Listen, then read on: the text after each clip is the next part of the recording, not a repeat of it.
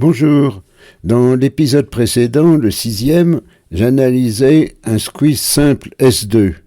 Dans celui-ci, le 7e épisode, j'en analyse un autre.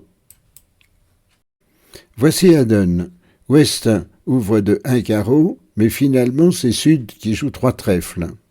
L'entame, c'est l'As de carreau, qui est suivi du roi et de la dame. On va prendre un moment de réflexion. On compte. Les levées, on a 5 trèfles, un pic, 2 cœurs, il nous en manque une. Et comme levée éventuelle, on n'en a aucune. Et dans ces conditions, est-ce qu'un squeeze est possible pour trouver la levée qui manque? Bon, maintenant on va faire l'analyse du CMSE. Les couleurs, ça va être pique et cœur, qui sont les couleurs des deux perdantes. Les menaces, en or, on a le 10 de pique, et en sud, le 9 de cœur. La squeezante, ce sera le 4 de trèfle. Et pour les entrées, on a le roi de cœur en or et l'as de cœur en sud, du côté de la squeezante. Alors une chose très importante, c'est que l'entrée en or et en sud étant dans la même couleur, un cœur, il faut ajouter une petite carte de chaque côté, ce qui fait que la menace cœur en sud est allongée et la gagnante cœur en or est longue. Quelles sont les contraintes? Est ayant annoncé pique, le squeeze sera orienté contre Est. Et dans ces conditions, pour que le 10 de pique soit une menace efficace, il faut que Est ait roi, dame, valet à pique, ou 2 honneurs si Ouest était cingleton pique. Pour éviter une garde partagée à cœur, il faut nécessairement que la main squeezée ait au moins 4 cartes à cœur, de sorte que l'As et le Roi puissent enlever les 2 cartes gênantes. Quelles sont les cartes libres? Il en faut 2 en or quand on jouera les trèfles, y compris une sur la squeezante. Le 2 et le 3 de cœur vont suffire. Maintenant que tout est organisé, on peut poursuivre le jeu. On a déjà perdu 3 levées à l'entame, il reste encore 3 perdantes.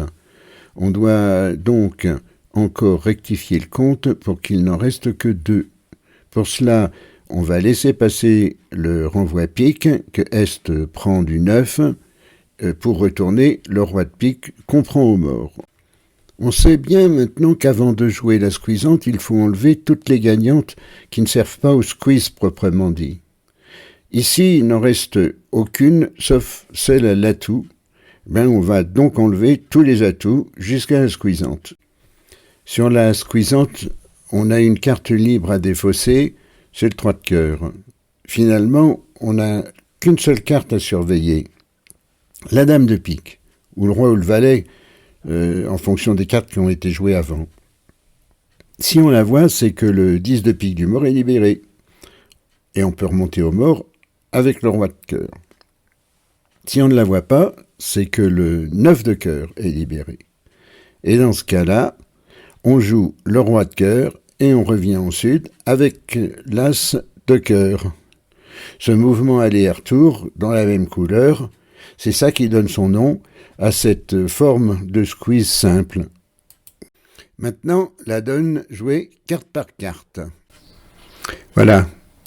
Donc, l'entame, c'est l'as de carreau. Le roi de carreau. Ici, on défausse le 9 de pique. On continue de la dame de carreau pour le 7 de pique en est. Et ouest renvoie pique. Comme on doit encore réduire le compte, on va laisser passer. Est prend du valet. Et continue pique. On prend de l'as. Maintenant, il ne reste plus aucune gagnante à enlever avant de jouer la squeezante, sauf les gagnantes à l'atout. Donc on va jouer à tout.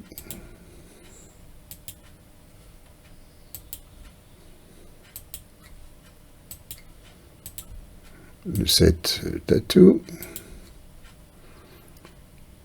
On prend. On continue. Est peut défausser le 8 de pique.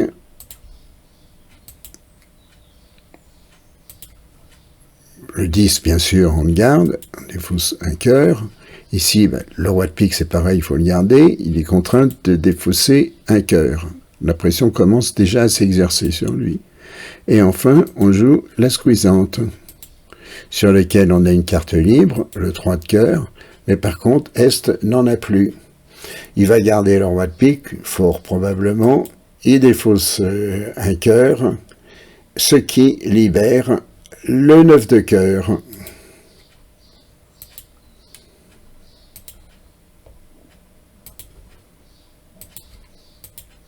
Voilà. Et le coup est terminé. Voilà, c'est fini pour cette vidéo. Il y en a encore 2 à suivre pour finir la série sur le squeeze simple. Pensez à vous abonner pour être informé dès que je mets en ligne une nouvelle vidéo. Allez, à bientôt.